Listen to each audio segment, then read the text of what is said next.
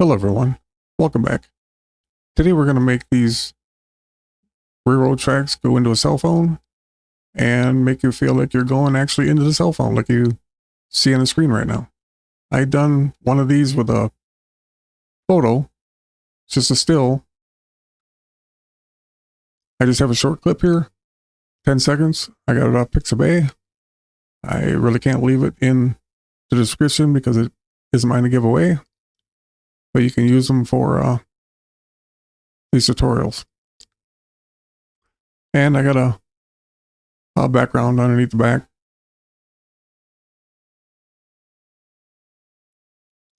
And we'll go to Fusion. I have to use this on-screen keyboard because I'm paralyzed. I can't use my hands and arms. That is why it's up there on the screen.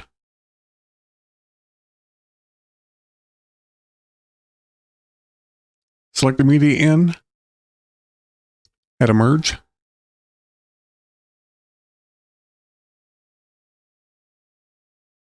We'll get the second media, the phone. You can get that on Pixabay as well. I had to make it transparent though.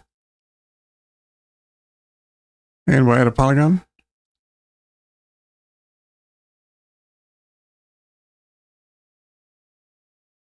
And go to the inspector, select invert,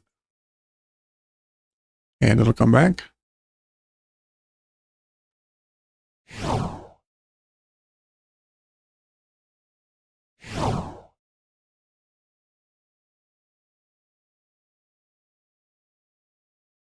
I don't have a metal mouse wheel to zoom in and out like that, so I have to use that drop down menu. That's why I'm using it.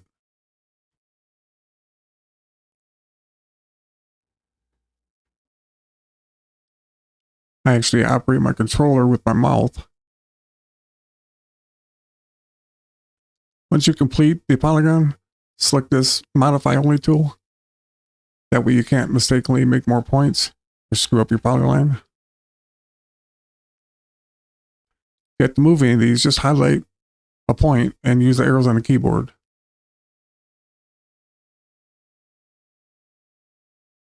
Right click on the polygon, copy, click away right here, right click and paste instance.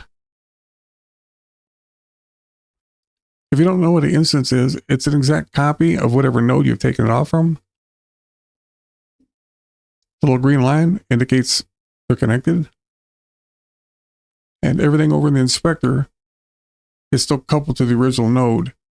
All the green stuff around the boxes is an indicator, but even the stuff that does not, like the invert or the solid, it is still coupled. And we're going to do one right now.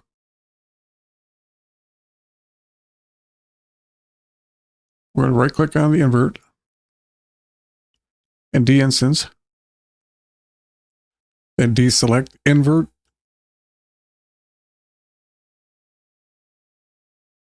This one you want both selected, the invert and the solid. This one's just solid. Put a transform in.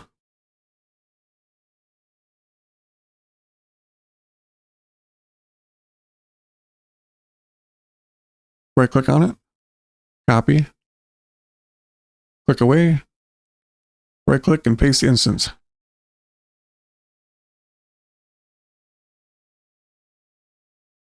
Make sure you're connected to the background, which is the yellow on both the transforms. The left one's very easily connects to the blue, the mask, and it will not work that way. So if you run across any problems, look at that. I'm going to put the playhead at frame 0. Select the transform. Keyframe the size. I'm on a 30 FPS. I'm going to advance 175 frames. You may have to adjust accordingly. Take the size all the way up. And we have to add to it. Go 6.0.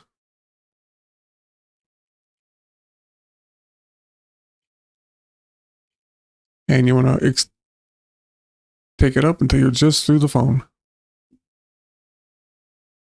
I'm going to readjust my mask. I don't want to spend too much time on it for the sake of the tutorial.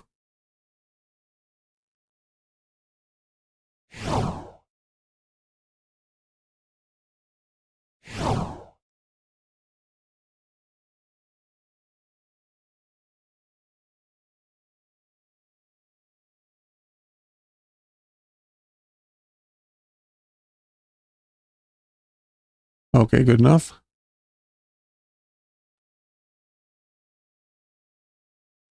Select the transform one.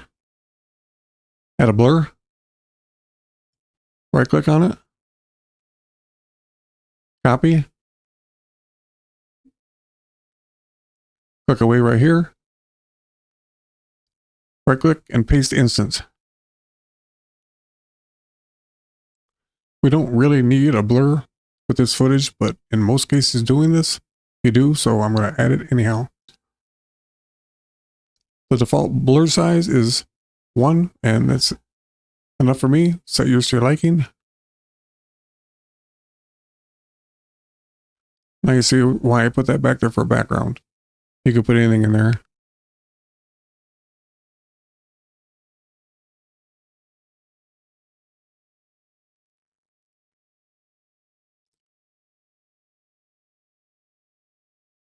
Well, there you go. Thanks for watching, and I'll see you in the next one.